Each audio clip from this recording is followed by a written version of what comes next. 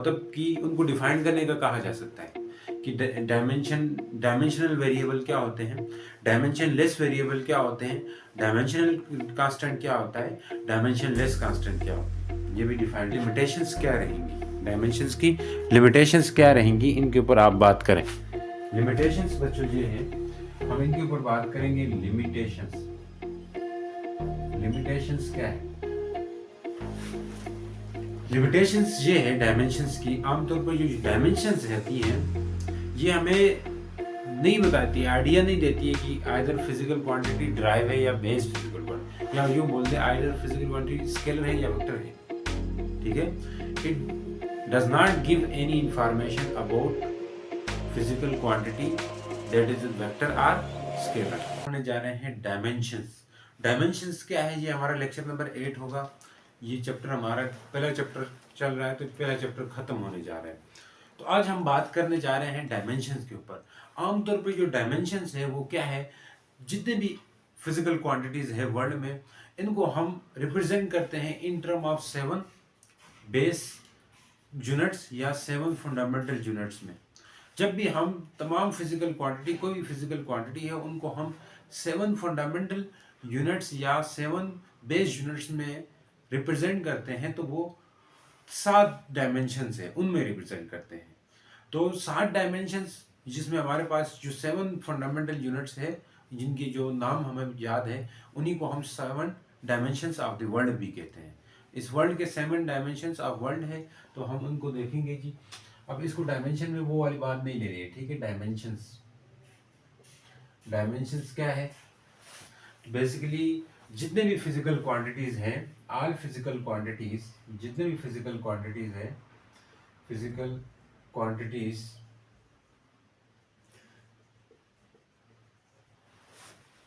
Can be express, can be express या लिखे जा सकते हैं किसमें, express in terms of 7 fundamental fundamental fundamental units. ये 7 फंडामेंटल यूनिट्स, वो हमारे पास 7 फंडामेंटल यूनिट्स है, इनमें हम एक्सप्रेस कर सकते हैं, इनमें कंबाइन करके लिख सकते हैं। तो ओवरऑल दिए आर कितने हैं, 7 फंडामेंटल डायमेंशंस है, ठीक है। तो उन्हें हम डायमेंशन ऑफ द वर्ल्ड भी कहते हैं। अब आमतौर पर जो डायमेंशंस ऑफ द वर्ल्ड है, जो डायमेंशंस है, इनको स्क्वायर ब्रैकेट्स में लिखा जाता है। Dimensions are written in square brackets, dimensions are written in square brackets. Square brackets में लिखते हैं बच्चों, इनको किस में लिखते हैं, स्क्वायर ब्रैकेट का तो पता है, ये स्क्वायर ब्रैकेट्स होते हैं, इनमें हम लिखते हैं इनको। तो 7 डायमेंशंस क्या है आपको पता होगा। डायमेंशंस ऑफ लेंथ जो है, dimension of length, dimension of length वो क्या है, L है, तो हम इसको स्क्वायर ब्रैकेट में करके लिखेंगे। इसी तरह डायमेंशंस ऑफ किलोग्राम मेस जो है, डायमेंशन ऑफ मेस वो क्या है, मेस की डायमेंशन, मेस की यूनिट तो किलोग्राम है, लेकिन हम इसको m से लिखेंगे, ठीक है। और टाइम की डायमेंशंस ऑफ टाइम, टाइम की भी डायमेंशन आपको पता होगी बच्चों, क्या है, t लिख देते हैं, सही है सर। डायमेंशन क्या है टाइम की, t है। इसी तरह डायमेंशंस ऑफ जितने भी 7 है, डायमेंशन हम लिख सकते हैं किसके, डायमेंशन ऑफ करंट लिख दो, करंट भी यूनिट है ना, एम्पियर करके लिखेंगे। डायमेंशन ऑफ टेम्परेचर वो क्या है, टेम्परेचर की डायमेंशन, टेम्परेचर को टी से नहीं लिखना, के से लिख देना होता है, कैपिटल के, केल्विन से, ठीक है जी। फिर इस तरह dimension of amount of substance, amount of substance, इसको हम कैसे लिखते हैं, मोल करके। इसी तरह डायमेंशन और किसकी है बच्चों, हिम्मत नहीं हारनी, डायमेंशंस ऑफ लाइट इंटेंसिटी या ल्यूमिनस इंटेंसिटी भी कहते हैं। लाइट इंटेंसिटी की जो डायमेंशन है वो क्या है, वो है आपके पास कैंडेला, जिसको हम CD से लिखते हैं। 1 2 3 4 5 6 7, ये 7 डायमेंशन है बच्चों। इन डायमेंशंस को हमेशा स्क्वायर ब्रैकेट्स में करके लिखते हैं। ये जो डायमेंशंस है आमतौर पर इनको हम डायमेंशनल फार्मूला से रिप्रेजेंट करते हैं। किससे रिप्रेजेंट करते हैं? डायमेंशनल फार्मूला से रिप्रेजेंट करते हैं। पहले डायमेंशंस होती क्या है इनके ऊपर हम बात करेंगे। इनकी डेफिनेशन क्या होगी? बेसिकली डायमेंशंस किसी भी जो बेस फिजिकल क्वांटिटी है उनको जब हम एक्सप्रेस करते हैं, ठीक है, जो भी एक्सप्रेस करते हैं एक्सपोनेंट में, पावर्स में, वही जो डायमेंशन है वो पूरी बेस क्वांटिटी को रिप्रेजेंट कर रही होती है।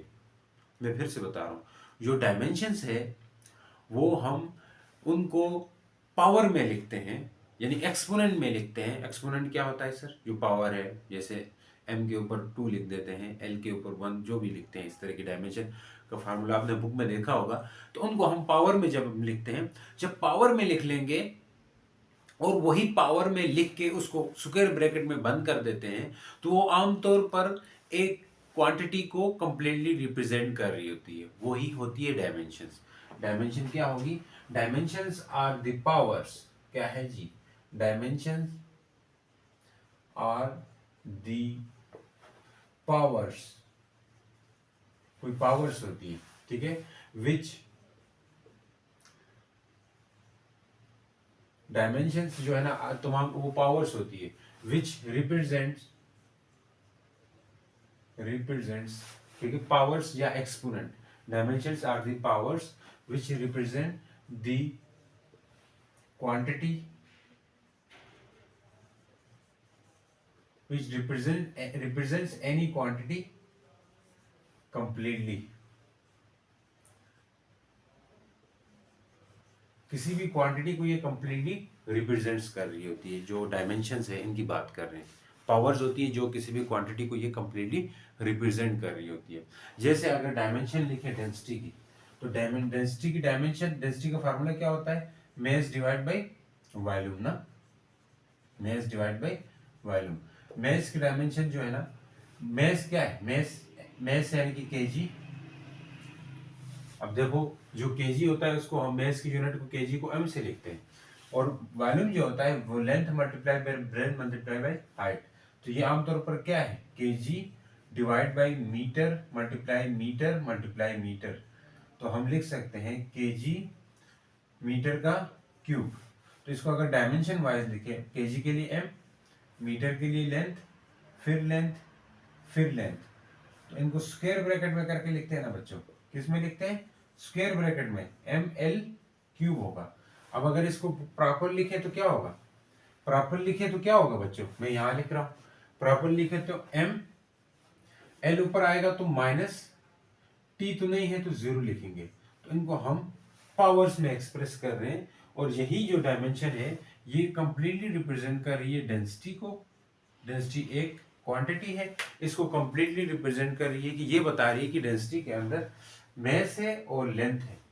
जो दो फंडामेंटल यूनिट्स इन्वॉल्व हुई हैं डेंसिटी को बनाने में, डेंसिटी को रिप्रेजेंट करने में। यहाँ पे ये जो फंडामेंटल यूनिट्स है दो, जो कि मास और यानी कि लेंथ है, यानी कि मास और लेंथ है, ये रिप्रेजेंट कर रही है। मास और लेंथ को हमने किस में लिखा है? पावर्स में करके लिखा है।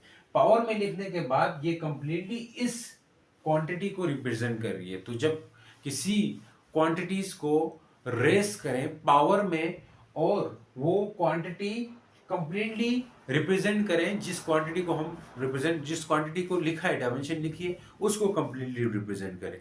लेकिन इनकी पावर्स को किसके टर्म में पावर में रेस किया है? यानी कि फंडामेंटल यूनिट्स की पावर में, फंडामेंटल जो क्वांटिटी है उनकी पावर में हमने रेस किया है। तो उम्मीद करता हूँ ये चीज़ समझ आ गई बच्चों। अब नेक्स्ट हमारा पड़ाव होगा वो डायमेंशनल फार्मूला। बेसिकली अगर यहाँ मास में डायमेंशन कितनी है डेंसिटी की? मास में 1 है, और लेंथ में डायमेंशन कितनी है? लेंथ में डायमेंशन -3 है। टाइम में नहीं है, टाइम इन्वॉल्व नहीं है इस क्वांटिटी को बनाने में, तो 0 होगी, टाइम में 0 है। अब जो डायमेंशंस है बच्चों, जो डायमेंशंस है इनको हम किसी एक फार्मूला बनाकर लिखते हैं। जैसे ये एक एक्सप्रेशन है, अब ये एक्सप्रेशन क्या शो कर रही है, इसमें शो कर रही है कि how and which quantities are involve in dimension, यानी कि कौन सी क्वांटिटी है जो कि इस फिजिकल क्वांटिटी, जो कि कौन सी फिजिकल क्वांटिटी डेंसिटी है, इसको कंप्लीटली रिप्रेजेंट कर रही है, इसको रिप्रेजेंट कर रही है। तो हम उसको क्या कहेंगे, डायमेंशनल फार्मूला। फिर से बता रहा हूँ, डायमेंशनल फार्मूला कोई एक एक्सप्रेशन होगी, जैसे कोई एक एक्सप्रेशन दिख रही है यहाँ पे आप लोगों को, कोई एक एक्सप्रेशन होगी जिस एक्सप्रेशन के अंदर how and which type of physical quantities are represent the quantity, यानी कि कौन और किस तरह की क्वांटिटीज रिप्रेजेंट कर रही है उस फिजिकल क्वांटिटी को, तो उसे हम क्या कहेंगे, डायमेंशनल फार्मूला कहेंगे। अब ये चीज़ नज़र आ रही है क्या आप लोगों को, एक मिनट देखता हूँ क्या आप लोगों को नज़र आ रही है। ठीक है जी, नीचे वाला नहीं आ रहा है, तो मतलब है मुझे ऊपर ऊपर लिखना होगा या कैमरे को थोड़ा सा सेट करना होगा। गुजारा कर लेना बच्चों, अब थोड़ा सा आ रहा है। ठीक है जी, अब देखें मैं इस चीज़ को मिटाने जा रहा हूँ। अब यहाँ से डायमेंशनल फार्मूला, ये जो कुछ टर्मिनोलॉजीज ऐसी आती हैं जो जिनको आपको बोला जाता है डिफाइन करो, तो उसमें से एक क्वांटिटी जो है, एक चीज़ जो है वो डिफाइन करने के लिए वो है dimensional formula.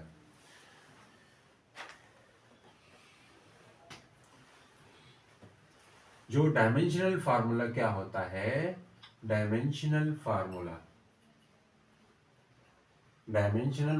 basically it is an expression, expression which represents how and which quantities, which physical, how and which quantities represent how and which base quantities, क्या बोलेंगे, how and which base quantities, base units बोल दो, या how and which base units represent the physical quantity,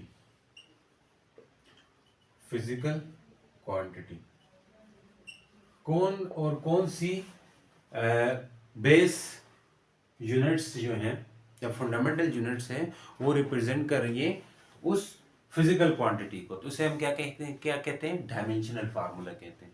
जैसे dimensional formula for density क्या है, dimensional formula for density क्या है, डायमेंशनल फार्मूला फॉर डेंसिटी वो है बच्चों ml -3T0। ये एक डायमेंशनल फार्मूला है, ये क्या है, डायमेंशनल फार्मूला है। अब हम बात करते हैं, कुछ डायमेंशंस निकालने जाते हैं फिजिकल क्वांटिटीज़ की, तो उन डायमेंशंस को हम देखेंगे फिर हमारे चैप्टर में, हमारे एक्सरसाइज में भी इन डायमेंशंस निकालने का कहा है, यानी एमसीक्यूज में भर के आते हैं डायमेंशन से रिलेटेड, बहुत इंपॉर्टेंट टॉपिक है। फिर हम इसके एप्लीकेशन भी देखेंगे, फिर इसकी लिमिटेशंस क्या है इनको भी हम देखेंगे। तो पहले हम बात करने जा रहे हैं किसके ऊपर, डायमेंशंस ऑफ सम मैकेनिकल जो क्वांटिटीज़ है उनकी बात करेंगे।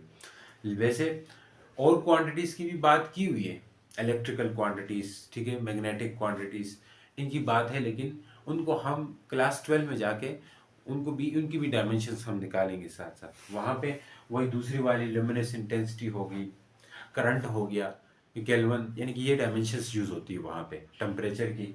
तो अब बात करते हैं डायमेंशन, हम कुछ मैकेनिकल क्वांटिटीज़ जो कि आपका क्लास 11 में ज़्यादातर मैकेनिकल डायमेंशंस हैं, तो इसलिए हम यही कर रहे हैं, ठीक है। अब डायमेंशन सबसे पहले अगर लेंथ की निकालें तो लेंथ की क्या डायमेंशन होगी बच्चों, लेंथ की क्या डायमेंशंस होगी, लेंथ का आपको पता है, लेंथ की मीटर है, ये तो आपको पता है। एरिया की निकालते हैं, सर आपको क्या हो गया, एरिया के निकालते हैं, एरिया को लेंथ मल्टीप्लाई ब्रेथ करते हैं, यानी कि मीटर मल्टीप्लाई मीटर, बोले तो मीटर का स्क्वायर, तो यहाँ पे एल का स्क्वायर रहेगा इसकी डायमेंशन, ठीक हो गया बच्चों। इसी तरह अगर वॉल्यूम की निकालें तो वो भी आपको पता है, एल का क्यूब हो जाएगा। वॉल्यूम का क्या होगा, वॉल्यूम बेसिकली क्या होता है, length multiply by breadth multiply by height, 3 metre आएंगे ना, ब्रेथ को भी मीटर में करेंगे, लेंथ को भी मीटर में करेंगे, हाइट को भी मीटर में ही मेजर करते हैं इसलिए। तो यहाँ पे क्या आएगा बच्चों, मीटर का क्यूब यानी कि एल की पावर 3 रहेगी। अब एम एल नहीं है तो जीरो लगा देना उसकी जगह। इसी तरह डेंसिटी की हमने निकाली है, स्पीड की निकालते हैं। स्पीड की क्या होगी बच्चों, स्पीड की क्या हो जाएगी, स्पीड क्या होता है basically distance divide by time. तो स्पीड क्या होती है, distance divide by time. Distance यानी कि लेंथ है, डिस्टेंस एक लेंथ है, मीटर यूनिट होगी, टाइम की यूनिट सेकंड है। तो हम यहाँ से लिख सकते हैं मेस में 1, एल में तो 0 है, मेस में नहीं है यार, मेस में है ही नहीं ना, एल में है, और नीचे क्या होगा, टी होगा, तो एल टी माइनस 1, ये इसकी डायमेंशन होगी। जैसे वेलोसिटी की भी यही होगी, यूनिट सेम है तो देखो, यूनिट सेम है तो डायमेंशन सेम क्यों आ रही है सर, यूनिट सेम है तो डायमेंशन सेम क्यों आ रही है। वजह यह है कि यही डायमेंशंस की एक लिमिटेशन है, एक कमी है इनमें, कि ये सेम क्वांटिटीज की, दो सेम क्वांटिटीज यानी कि दो डिफरेंट क्वांटिटीज की डायमेंशन क्यों सेम आती है, ये हमें नहीं बताती। सही बात। अब एक्सेलरेशन की अगर निकालें, वेलोसिटी की भी निकाल लेते हैं, आपको पता हो जाएगा। वेलोसिटी के क्या होता है, डिस्प्लेसमेंट डिवाइड बाय टाइम है। डिस्प्लेसमेंट की यूनिट मीटर, टाइम की यूनिट सेकंड, तो एल टी माइनस 1 ही रहेगा, एल टी माइनस 1 ही रहेगा अब की बार भी। अब इसी तरह एक्सेलरेशन की भी निकालें तो बच्चों क्या होगी, एक्सेलरेशन की डायमेंशन निकालें तो क्या बनेगी, एक्सेलरेशन आपको पता है वेलोसिटी डिवाइड बाय क्या रहता है, वेलोसिटी डिवाइड बाय क्या रहता है, time. Velocity divide by time करते हैं, वेलोसिटी की डायमेंशन आपको पता है, यूनिट पता है, मान लें मीटर पर सेकेंड है, एक और सेकेंड आएगा, तो L T minus 1 divide by T, तो इसको लिख सकते हैं एल टी माइनस 2। कैसे सर, ये नीचे से T1 था, ये ऊपर आ गया तो माइनस टी हो गया, तो ये प्लस यानी कि बेस सेम तो पावर ऐड हो जाएंगी। नहीं समझ आ रही तो देखो बच्चों, -1 पहले से था, ये नीचे से भी -1 आ गया, तो क्या बनेगा, एल टी माइनस 2। समझ आई नहीं है। इसी तरह आप एक्सेलरेशन की निकाल चुके हो, अब मोमेंटम की निकालो, मोमेंटम की निकालो। मोमेंटम क्या होता है, लीनियर मोमेंटम की बात कर रहे हैं, ठीक है। मोमेंटम जो कि आपके पास पी वी होता है ना फार्मूला, तो पी वी नहीं एम वी होता है, सॉरी, मोमेंटम को तो पी से लिख सकते हैं।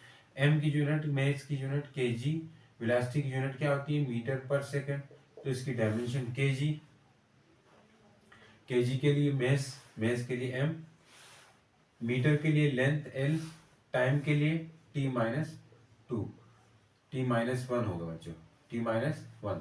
नहीं आती तो देखो, मेस और वेलोसिटी है, मेस के लिए क्या है डायमेंशन एम, मेस के लिए क्या है एम, वेलोसिटी की डायमेंशन ऊपर निकाल दिए, यही पुट कर दो तो ये मोमेंटम की डायमेंशन आ जाएगी। फिर हम बात करते हैं फोर्स की डायमेंशन क्या है। फोर्स की डायमेंशन बच्चों याद रखनी है, क्योंकि फोर्स की डायमेंशन, फोर्स का फार्मूला कहीं और क्वांटिटी बनाने में इस्तेमाल होता है, इसलिए फोर्स, फोर्स क्या है, मेस मल्टीप्लाई बाई क्या रहता है, mess multiply by acceleration. Acceleration और मेस का क्या होता है, प्रोडक्ट है। एक्सेलरेट, मेस की डायमेंशन आपको पता है, मेस की यूनिट लिखे तो केजी, एक्सेलरेशन की यूनिट लिखे तो मीटर पर सेकंड स्क्वायर, यहाँ से नीचे नहीं लिखना चाहिए। एम एल टी माइनस 2 रहेगा, एम एल टी माइनस 2 रहेगा। ये आपके पास फोर्स की डायमेंशन आ गई, फोर्स की डायमेंशन आ गई। अब मैं ऊपर वाला मिटाता हूँ ताकि आपको नीचे थोड़ा कैमरे का इशू आ रहा है, नज़र नहीं आ रहा था, तो मैं ऊपर लिख लूँगा, ठीक है जी। ऊपर लिख लेंगे ना तभी तो सही होगी। फोर्स की आ गई, ठीक हो गया। अब आप निकाल दें जी प्रेशर की। प्रेशर क्या होता है, प्रेशर क्या होता है, प्रेशर की निकाल सकते हैं। प्रेशर की क्या होगी, force divide by area. Force की डायमेंशन आप निकाल चुके हो, M L T minus 2, M L T minus 2, देखो ये निकाल चुके हैं। ये तो अलग से इस तरह निकाल भी सकते हो। एरिया की मीटर स्क्वायर है, तो हम लिख सकते हैं एम एल टी माइनस 2, नीचे वाले के लिए एल का स्क्वायर। अब ऊपर ले आए इसको, तो ये बन जाएगा एम एल 1 है, तो ये नीचे से ऊपर आके -2 है, तो माइनस टी का स्क्वायर, तो क्या बनेगा जी, क्या बनेगा, M L -1 T minus two. ये आपके पास क्या बन जा रहा है, प्रेशर की डायमेंशन बन जा रही है। तो प्रेशर आ गया तो वर्क की भी निकाल दो बच्चों, वर्क की भी निकाल दें। निकाल लें सर।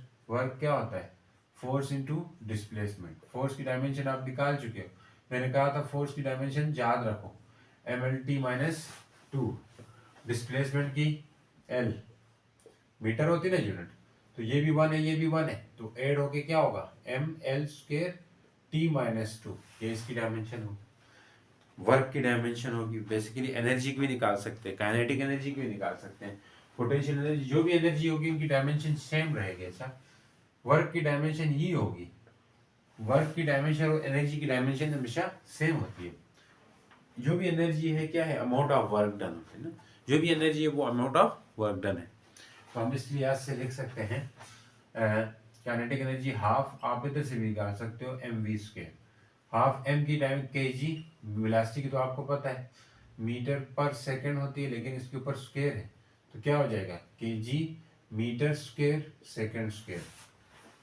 अब इस हिसाब से पुट कर दो, kg के लिए m, l² t minus two, इसकी भी डायमेंशन देखो, उन दोनों की डायमेंशन सेम आ गई। तो मैंने कहा था यही एक लिमिटेशन रहती है, और भी है लिमिटेशन, एक उनमें से एक लिमिटेशन डायमेंशन की ये भी है कि ये सेम तरह के, एक तरह के क्वांटिटीज, एक तरह की डायमेंशन, यानी कि अलग तरह की क्वांटिटीज होती है, दो फिजिकल अलग डिफरेंट क्वांटिटीज हो, उनकी डायमेंशन क्यों सेम होती है, ये रीजन हमें नहीं देती है। ठीक हो गया बच्चों, ठीक हो गया, समझ आ रही है, डायमेंशन निकालनी आ रही है कि ना नहीं आ रही, कोई मसला है तो पूछो बच्चों। टार्क की निकाल दो बच्चों, टार्क की डायमेंशन निकाल दें। टार्क क्या होता है, फोर्स इनटू फोर्स और डिस्प्लेसमेंट, यानी मोमेंट आर्म का प्रोडक्ट होता है। आर से भी रिप्रेजेंट करते हैं, ठीक है, आर से भी रिप्रेजेंट करते हैं। आर की डायमेंशन, आर की यूनिट मीटर, फोर्स की यूनिट kg मीटर पर सेकंड स्क्वायर। नहीं तो क्या कर सकते हैं, आर यानी कि मीटर रहेगा, मीटर के लिए लेंथ, फोर्स की डायमेंशन आपको पता है mlt माइनस टू, फोर्स की याद रखो, बहुत सारी जगहों पे इस्तेमाल हो रही है, ml² t माइनस टू। देखो ये डायमेंशन सेम आ रही है, अभी तक सेम सेम जा रहे हैं, ठीक है। वजह ये है कि यही डायमेंशन की लिमिटेशन है, बार बार बता रहा हूँ, यही डायमेंशन की लिमिटेशन रहती है। अब हम बात करते हैं डायमेंशन किसकी, जी की, ग्रेविटेशनल कांस्टेंट की। Gravitational constant, gravitational constant class 9 में पढ़ा था आपने बच्चों, ग्रेविटेशनल कांस्टेंट जी। अब जी के फार्मूला कहाँ से ले आए सर, आपको पता है according to Newton universal law of gravitation, F equal होता है gm1 m2 divide by r का स्क्वायर। जी को अलग करें, F R square equal to, यहाँ पे नीचे क्या आएगा m1 m2 आएगा, तो यहाँ पे जी अलग हो रहा है, तो जी का फार्मूला क्या होता है, जी का formula F R square metre m1 m2। तो एफ फोर्स की डायमेंशन क्या है बच्चों, mlt माइनस टू, ठीक है सर। क्या है फोर्स की डायमेंशन, mlt माइनस टू है ना, mlt माइनस टू लिख दिए। अब रेडियस है, रेडियस मीटर में होता है, डिस्टेंस जो है ना, रेडियस तो नहीं है, डिस्टेंस है चार्जेस के मैस के बीच में, तो यहाँ पे मीटर का स्क्वायर है तो इसकी जगह एल का स्क्वायर कर सकते हैं, नीचे केजी है तो एम का स्क्वायर कर सकते हैं बच्चों, मैस दो मैसेस है ना, इसलिए इनको ऊपर ले आए तो क्या बनेगा, m पहले से है 1, ये ऊपर आएगा तो माइनस टू, तो l एक 1 ये एक 2 ये है, तो l1 l2 साथ करेंगे ना, साथ करेंगे ना बच्चों, तो t क्या होगा माइनस टू, तो क्या डायमेंशन बनेगी m minus one l3 t minus two, ये डायमेंशन बनेगी ग्रेविटेशनल कांस्टेंट की। कुछ ऐसे होती है जिनकी डायमेंशन नहीं होती है बच्चों, जैसे हमारे पास स्ट्रेन है, स्ट्रेस की तो बनती है, स्ट्रेस की क्या डायमेंशन बनेगी, स्ट्रेस क्या होती है force per unit area, force की डायमेंशन क्या है mlt माइनस टू, एरिया की मीटर स्क्वायर है तो हम l का स्क्वायर कर सकते हैं, क्या कर सकते हैं l का स्क्वायर, तो ये ऊपर आ जाएगा m, l पहले से 1 है, ये माइनस टू हो जाएगा, t माइनस टू हो जाएगा, तो हम लिख सकते हैं m l minus one t minus two, ये इसकी डायमेंशन बन जाएगी। तो मतलब इसकी जो डायमेंशन है, आपका स्ट्रेन के बारे में क्या ख्याल है, तो कुछ ऐसे होते हैं जो डायमेंशन लेस होते हैं, कुछ क्वांटिटीज ऐसी होती है जो डायमेंशन लेस होती है। स्ट्रेन है, स्ट्रेन क्या होता है? Change in length, change in length divide by original length, original length ये इसका फार्मूला है। चेंज इन लेंथ की यूनिट क्या होगी? मीटर, नीचे भी मीटर, ये दोनों कट जाएंगे तो इनकी डायमेंशन m0 l0 t0। इसको क्या कहते हैं? Dimension less, dimension less quantity. ये डायमेंशन लेस क्वांटिटी है बच्चों, ये डायमेंशन लेस क्वांटिटी है, मतलब इसकी डायमेंशन नहीं। तो जिनकी डायमेंशन नहीं होगी तो उनको हम क्या क्या कहेंगे? डायमेंशन लेस क्वांटिटी कहेंगे बच्चों। क्या कहेंगे? डायमेंशन लेस क्वांटिटी कहेंगे। ठीक है, इस तरह बहुत सारे रेडियन है, उनकी भी डायमेंशन नहीं होती है। रेडियन का फार्मूला आपको पता है, arc length divide by arc divide by radius होता है ना। आर्क की यूनिट भी मीटर, रेडियस की यूनिट भी मीटर, तो ये भी डायमेंशन लेस ही है, डायमेंशन लेस है। ठीक है, तो इस तरह वक्त के साथ आपने यानी कि आगे जितने भी चैप्टर्स पढ़ेंगे वहाँ जो जो भी टॉपिक्स जो जो भी आएंगे तो वहाँ पे हम डायमेंशन की बात करेंगे, तो वहाँ पे ये चीज़ और अच्छे से क्लियर होने वाली है। तो अब हम बात करते हैं कुछ टर्मिनोलॉजीज इनसे रिलेटेड है, मतलब कि उनको डिफाइन करने का कहा जा सकता है कि डायमेंशनल वेरिएबल क्या होते हैं, डायमेंशन लेस वेरिएबल क्या होते हैं, डायमेंशनल कांस्टेंट क्या होता है, डायमेंशन लेस कांस्टेंट क्या होते हैं, ये भी डिफाइन करने को दे सकते हैं। इनको हम जरा डिफाइन करते हैं, अगर आपको ये चीज़ें समझ आ गई तो। बच्चों अगर नहीं समझ आई तो मुझे कमेंट करके बताना, हम आपको जवाब देंगे। ठीक है जी, आपको जवाब देंगे, कमेंट लाजमी करना, सब कमेंट क्या करेगा। अब हम क्या बात करने जा रहे हैं? Dimensional constant terms, some terms हैं, कुछ टर्म्स हैं associated with dimension, some term associated with dimensions. पहुंच गए, खत्म कर दिया बाबा, आगे तो एप्लीकेशंस करने जा रहे हैं। कुछ क्या टर्मिनोलॉजी से हम करेंगे? डायमेंशनल वेरिएबल क्या होते हैं? पहली चीज क्या है बच्चों? Dimensional variables. डायमेंशनल वेरिएबल्स क्या होते हैं? द फिजिकल क्वांटिटी, ऐसी फिजिकल क्वांटिटी जिनके पास डायमेंशन भी हो और वेरिएबल वैल्यू भी हो, ऐसी क्वांटिटी जिनके पास डायमेंशन भी हो और वेरिएबल वैल्यू हो, तो उनको हम डायमेंशनल वेरिएबल्स कहते हैं। द फिजिकल क्वांटिटीज, अब इसका क्या मतलब है सर? मैं बता रहा हूँ, पहले लिखने दो। The physical quantities which have dimension and variable values, ऐसे क्या है? जैसे स्पीड है, एग्जाम्पल दूंगा तो तभी तो समझ आएगी, एग्जाम्पल देनी पड़ेगी। जैसे एग्जाम्पल क्या है? स्पीड, टाइम, टाइम नहीं लिख सकते, फोर्स एक्सेट्रा। अब फोर्स की डायमेंशन भी है, निकाल ली हमने -2, और फोर्स की जो वैल्यू है वो वेरी करती है, तो वैल्यू मतलब ये वेरिएबल वैल्यू है इनके पास, तो ये एक डायमेंशनल वेरिएबल है। ये क्या है बच्चों? Dimensional variable. अब हम समझेंगे कि डायमेंशन लेस वेरिएबल क्या होता है। क्या बच्चों? वो भी हम बताएंगे आपको, टेंशन ना लो। Dimensional less variable, dimensionless variable बोलेंगे, ठीक है, डायमेंशनल नहीं बोल सकते बच्चों, डायमेंशन लेस वेरिएबल। कुछ क्वांटिटीज ऐसी होती हैं जिनके पास डायमेंशन नहीं होती लेकिन वैल्यू वेरिएबल होती है एंड उनकी वैल्यू डिफरेंट हो सकती है, तो उनको क्या कहते हैं? Dimensional less variable, dimensionless variable. जैसे डायमेंशन, अब हमने स्ट्रेन देखा था, स्ट्रेन के पास अब देखें हम, डायमेंशन तो नहीं है, यूनिट नहीं है ना इनके पास, तो डायमेंशन नहीं है, तो लेकिन इनकी स्ट्रेन की वैल्यू डिफरेंट होती है।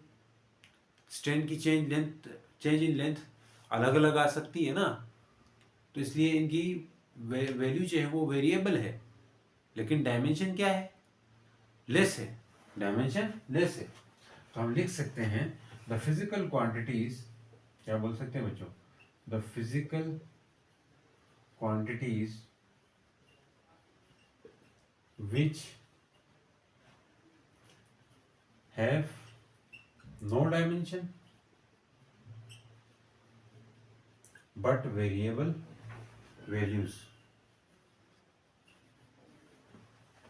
Variable values. जैसे मैंने एग्जांपल दी थी स्ट्रेंथ की, स्ट्रेंथ की वैल्यू डिफरेंट होती है। जैसे रेडियन जो एंगल है इसकी भी डायमेंशन नहीं थी, लेकिन 1 रेडियन 2 रेडियन जितने भी रेडियन है वो तो हो सकते हैं ना। स्टीरेडियन, मैग्निफिकेशन,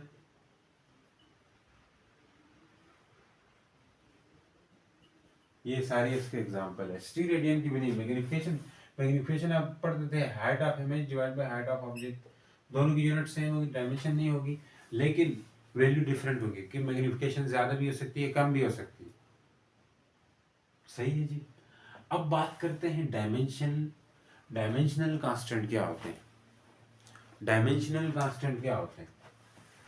तीसरी चीज क्या है बच्चों, डायमेंशनल कांस्टेंट। डायमेंशनल कांस्टेंट कैसे डिफाइन करेंगे, ऐसे क्वांटिटी जिनके पास डायमेंशन हो लेकिन फिक्स वैल्यू हो, कांस्टेंट वैल्यू हो, तो इसको हम डायमेंशनल कांस्टेंट कहते हैं। The physical quantities, the quantities बोल दो यार, बहुत तंग आ गए सर आप भी। तो quantities which have dimension, which have dimension, dimension तो है but which have dimension and constant values, dimension and constant values, constant values, constant values होती है। जैसे g की डायमेंशन हमने निकाली थी, g के पास डायमेंशन तो है, डायमेंशन भी है g के पास, हमने निकाली थी पीछे, बैक करके देखो बच्चों, डायमेंशन भी है, लेकिन साथ इसकी वैल्यू जो है वो क्या है, फिक्स है। अब ऊपर वालों की बात भी समझ आएगी, वैल्यू कैसे फिक्स है। वैल्यू फिक्स मतलब है 6.67 मल्टीप्लाई 10 की पावर माइनस में, ये तो कांस्टेंट है ना, वैल्यू कांस्टेंट है, लेकिन इनके जो डायमेंशन है वो क्या है, वो भी है और वैल्यू फिक्स है। लेकिन इनमें क्या होती थी, डायमेंशन नहीं थी लेकिन वैल्यू डिफरेंट थी, तो नाम अलग हो गया। इनके पास डायमेंशन भी थी, वैल्यू भी डिफरेंट थी। तीनों में अभी तो फर्क वाजे हो रहा होगा ना, अभी तीनों में फर्क वाजे हो गया होगा। अब एक और चीज होती है जिसे हम डायमेंशन लेस कांस्टेंट कहते हैं, डायमेंशन लेस कांस्टेंट। तो डायमेंशन लेस कांस्टेंट क्या होता है बच्चों, डायमेंशन लेस कांस्टेंट क्या होता है, डायमेंशन लेस कांस्टेंट ये भी ऐसी फिजिकल क्वांटिटी जिनके पास ना ही डायमेंशन होती है, ना ही डायमेंशन नहीं होती लेकिन फिक्स वैल्यू होती है। ठीक है, जैसे यहाँ पे इनकी डायमेंशन थी और फिक्स कांस्टेंट वैल्यू थी, तो हम कह सकते हैं physical quantities, quantities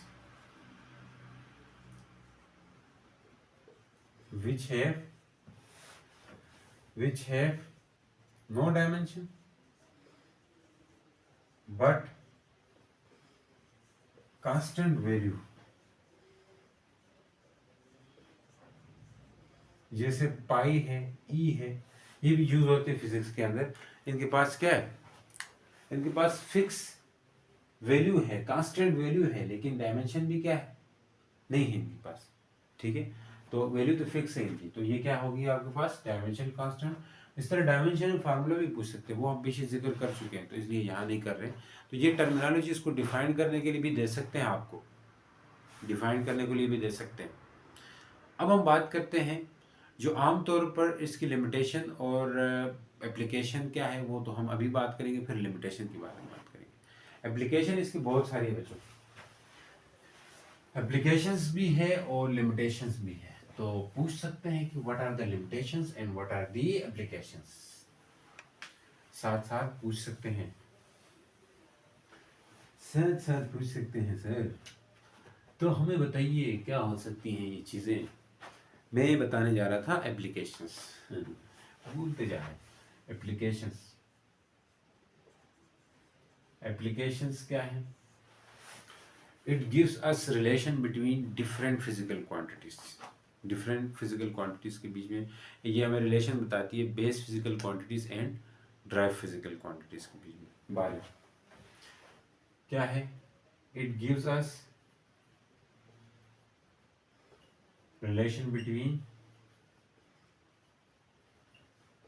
base physical quantity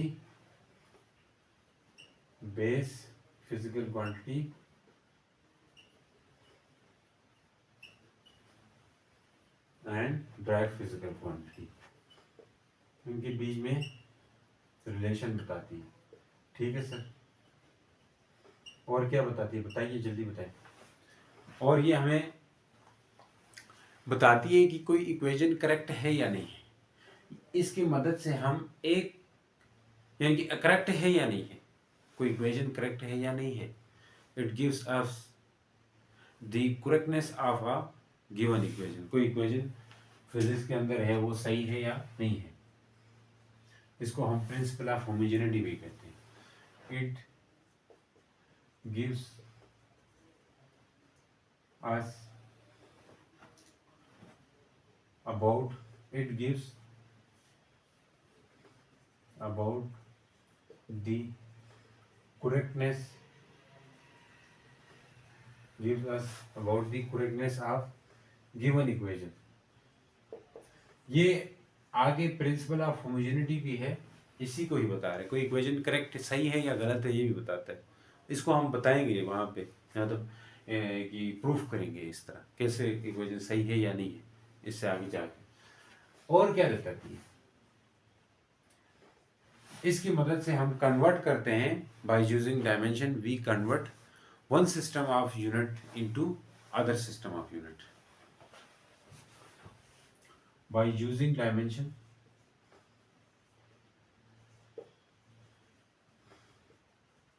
we can convert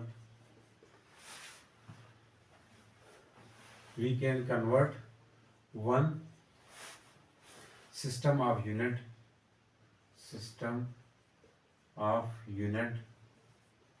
into other system of unit।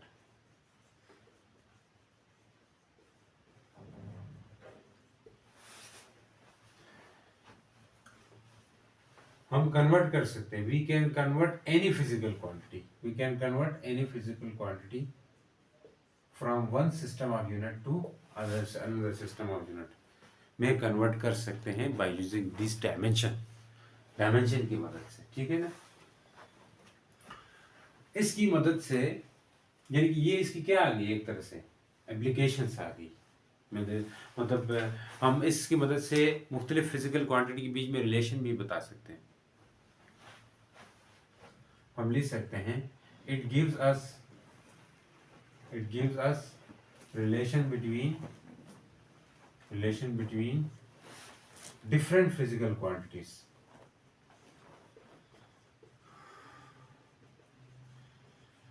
अब इन सब का प्रूफ है बच्चों, लेकिन हमारे सिलेबस में नहीं दिया हुआ है।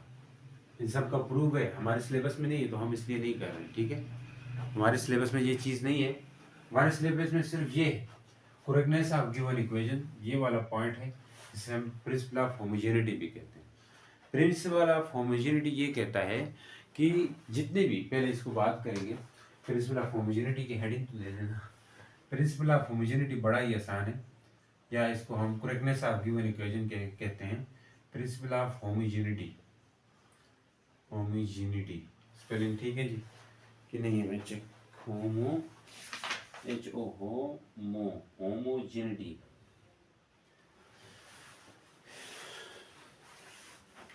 होमोजेनिटी, यही है तकरीबन।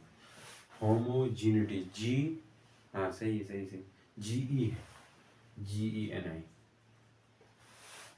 ये प्रिंसिपल ऑफ होमोजेनिटी ये कहता है कि dimension in all term of a equation या एक्सप्रेशन शुड बी सेम। क्या मतलब है? हर टर्म की डायमेंशन सेम होनी चाहिए। It states that the dimension of the dimension of all terms in expression, all term in equation should be same. क्या होनी चाहिए?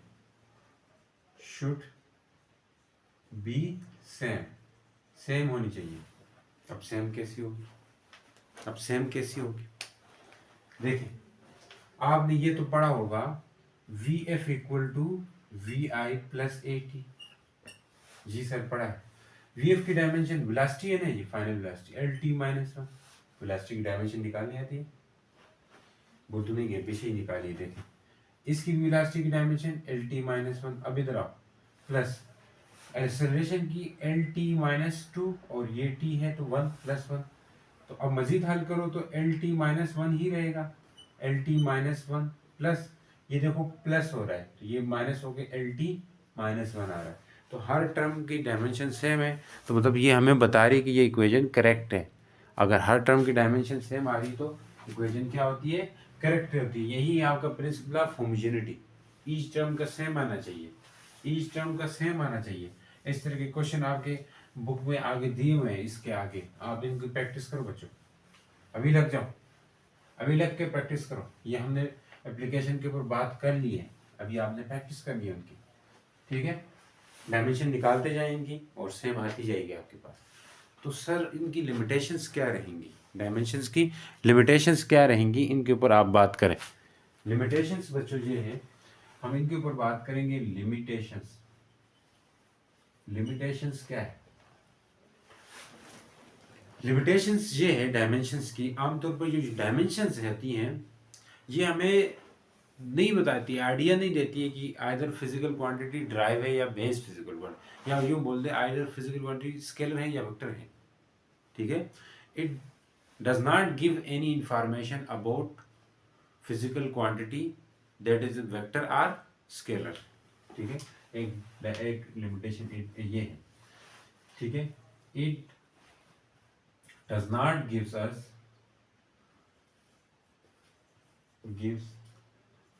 idea about idea of physical quantity, idea of physical quantity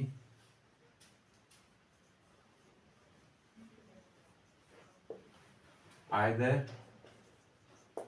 it is vector or scalar.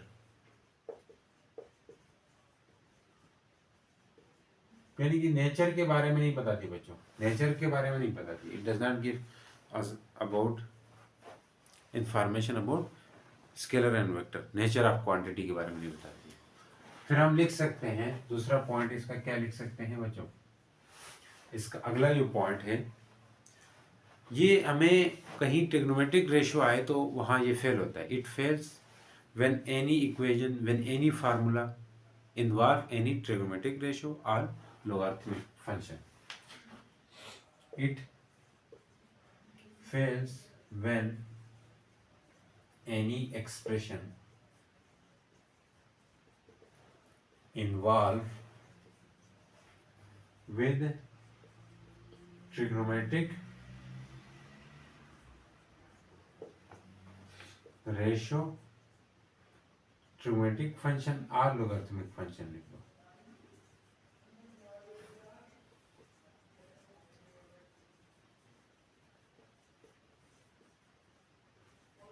कैसे?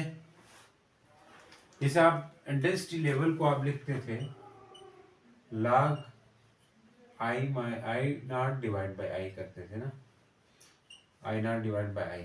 यहाँ पे log आ गई, logarithmic function fail हो जाएगा. ठीक हो गया. अब अगर ऐसी चीज रहे तो क्या होगा? चार्जिंग लो होगी, क्या होगी वो खुदा पाका. देखें, फेल हो जाते हैं. और क्या पॉइंट्स हो सकते हैं इसके?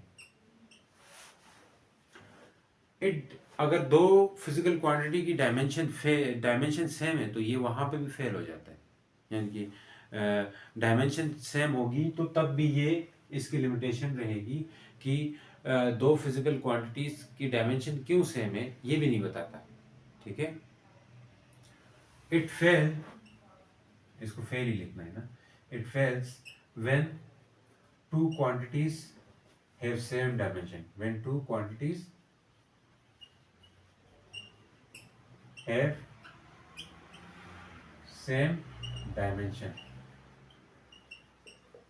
जब दो क्वांटिटीज की डायमेंशन सेम है तो वहां भी फेल हो जाएगा, ठीक है। और ये हमें रिलेशन बताता है फिजिकल क्वांटिटी और ड्राइव फिजिकल क्वांटिटी और बेस फिजिकल क्वांटिटी के बारे में। डज नॉट, अच्छा ये तो हो गया, ये तो मतलब इसकी एप्लीकेशन में आती थी, हम लिमिटेशन बात कर रहे हैं, ठीक है, लिमिटेशन के ऊपर।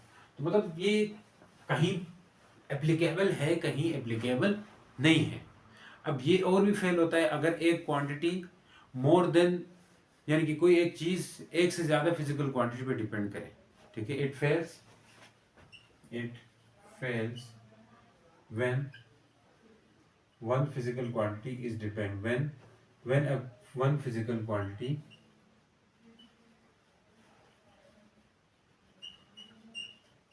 depends on more than two quantities, depends on more than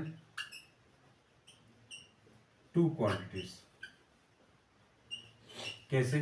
जैसे आपको पता है फोर्स, यहाँ पे एक्सेलरेशन आप लिख देते हो, फोर्स और मास पे डिपेंड करता है। दो से ज्यादा अगर कोई चीज, एक्सेलरेशन एक क्वांटिटी है, दो पे डिपेंड कर, अगर दो से ज्यादा कर दे तो ये फेल हो जाता है डायमेंशन वाली चीज।